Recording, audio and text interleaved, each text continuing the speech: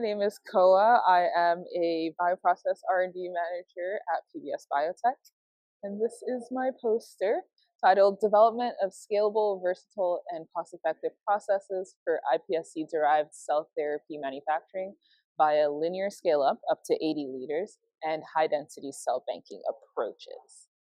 So we have several challenges in the field, not limited to non-linearity in the scale-up of iPSC expansion processes, which is widely demonstrated in literature, and prolonged periods of seed train stages, which often include planar culture, and they increase the variability of your processes significantly.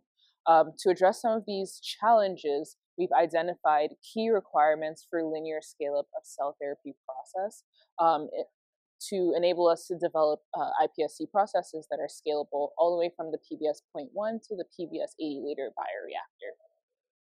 We also established high-density working cell banks using scalable iPSC expansion processes, where we are able to eliminate the need for a 2D seed train, thereby reducing the amount of days for a manufacturing campaign, and also eliminating several operator-to-operator variables and PIVs that impact product quality. And we're able to cryopreserve these high-density working cell banks with variable levels of 3D adaptation, also significantly cutting down seed trains for processes that require variable 3D adaptation stages. So here I'm showing our development of a reproducible and scalable 2D seed train and small-scale 3D processes, which were essential to developing our scalable and robust process for scaling iPSC expansion to the PBS 80 scale. Here we have several instances of 2D seed trains showing reproducible cumulative population doublings for both the first and second passages for different cell lines, different vessels, different operators, different days and times of experiments, and some of the specific variables for our P+1 and P+2 stages that enable us to harvest high-quality cells and inoculate directly into the PBS vertical wheel bioreactors. We then optimized our 3D processes in the small-scale PBS 0.1, investigating several PIVs that may impact the quality of the iPSCs as well as the yield. One of them I'm showing here is the media type, where we tested MT01, StemFlex, and modified B8 medium, showing very high levels of reproducibility within each of these graphs, and then also high level of robustness. As you see, we maintain our threshold for acceptable cell fold expansion across all three media types. We've also repeated such tests with different variables like agitation rate and operator, which is an often overlooked variable. We then implemented a scalable perfusion medium exchange method. So what people realized later on in scalability is that the traditional way of medium exchange for aggregate culture, where you settle the aggregates in vessel, is actually significantly contributing to aggregate heterogeneity in culture.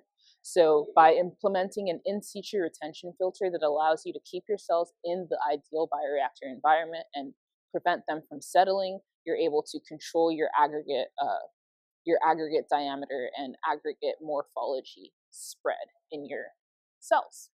So using all of this, we put it together, we're able to show linear scalability from the PBS 0.1 to the PBS 3 liter, and then to the PBS 15 liter at a 10 liter working volume, achieving over 3.5 million cells per mil during culture. A few months later, we were able to repeat this process with the 80-liter bioreactor, achieving over 200 billion PSCs from 180 liter in a very predictable way, which is the important part.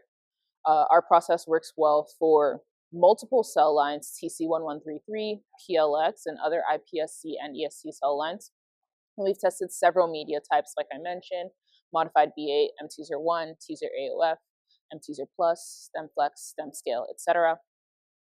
And we're able to maintain comparable aggregate morphology across scales. The iPSCs that we produced from the PBS 80 liter had normal karyotype after expansion in the 80 liter, and also demonstrated an ability to produce a teratoma, which is a common functional assay for iPSCs. And we were also able to achieve iPSC identity through flow cytometry. Now, we were able to use this 2D to 2D to 3D process to actually differentiate cells all the way up to the 15-liter scale for an INK process. However, a lot of processes, like I mentioned, require several 3D seed train stages for adaptation, for example, And this 2D seed train stage is an opportunity to introduce more variables, more operator variability, so we have long manufacturing processes. We're able to leverage our ability to produce large numbers of PSCs to then create high density banks at large scale and at varying levels of 3D adaptation. So in the scheme, I'm showing how we used our 2D to 2D to 3D process to create high density banks of iPSCs cryopreserved at 50 to 150 million cells per mil after 1, 2, and 3 3D passages. With this method, we're able to create over 60, 300, or even 1600 vials, depending on the scale of the PBS bioreactor. Once those high density banks were generated, the process for differentiation becomes much simpler. You thaw one high density bank, or two, depending on your inoculation density, inoculate into one 3-liter PBS bioreactor for 1 N-1 expansion phase, and then you can go directly into differentiation. And depending on the level of 3D adaptation that's needed, you can thaw whatever vial that you would like, whether it's from 1, 2, 3, 4, etc. numbers of adaptations before getting your differentiated cells. So of course, generating these cells at scale isn't enough. We have to prove that they are the right quality and they retain their process parameters such as cell yield after thaw. So during passage, we're able to show that our gentle passaging methods and our gentle culture methods maintain the expansion across multiple passages and multiple cell lines, showing similar aggregate morphology across different cell lines and different 3D passages while in culture, and maintaining iPSC identity. Post-thaw, these high-density banks showed comparable growth regardless of the number of adaptations that they experienced in culture, comparable and very homogeneous aggregate morphology, high recoveries and viabilities of these thawed cells, both immediately at thaw and, of course, at harvest of the expanded aggregates post-thaw. And also they maintained karyotype stability as well as their ability to form teratomas, indicating that they're high-functioning PSCs. Finally, we tested the high-density banks in terms of their ability to differentiate, running it through a smaller scale version of this simplified differentiation process, where we thawed one high-density bank into an N-1 expansion in the PBS 0.1, then went through two types of differentiation down two different lineages. The first being the endoderm lineage, where we're able to differentiate two endocrine or islet-like cells, as indicated by this red color here, showing that the cells stain positive in a dithazone stain, which stains heavy metal granules. So it's indicative of insulin in the cells.